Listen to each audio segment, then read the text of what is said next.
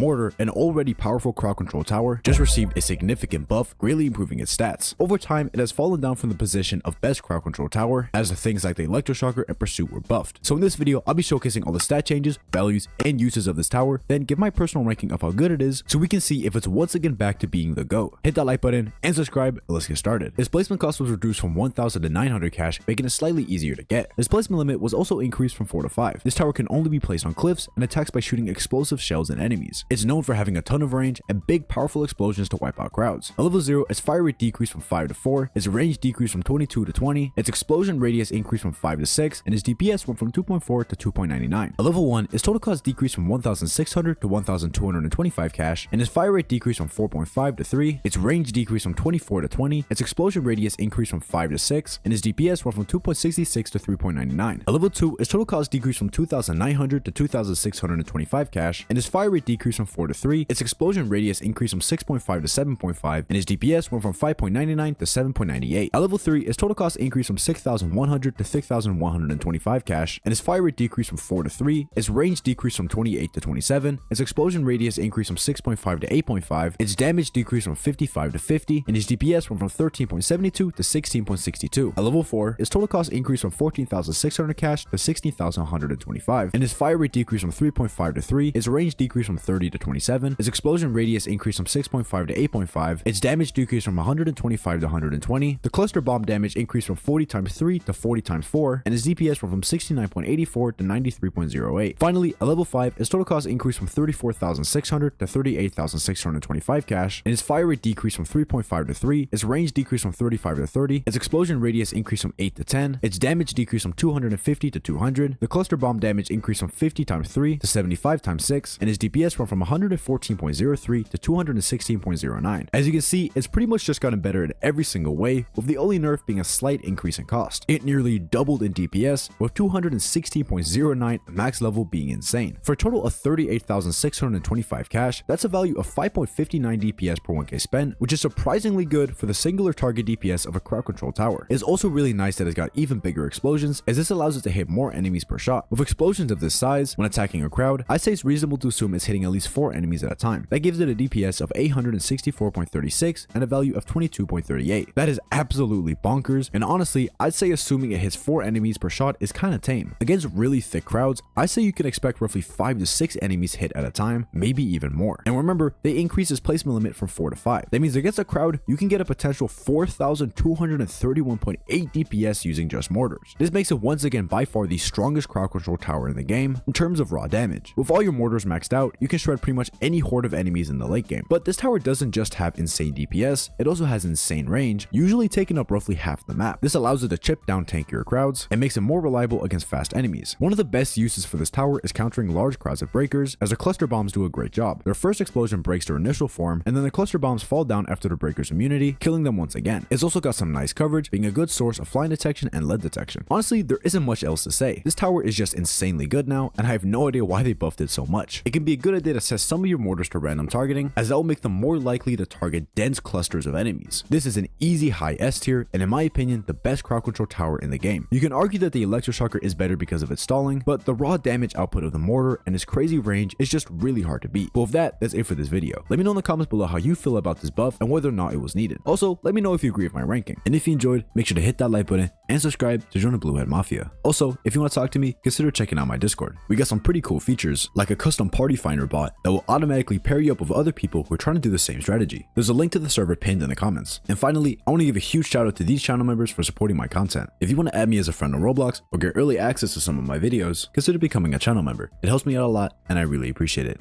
Anyways, that's it for this video, and I'll see you guys in the next one.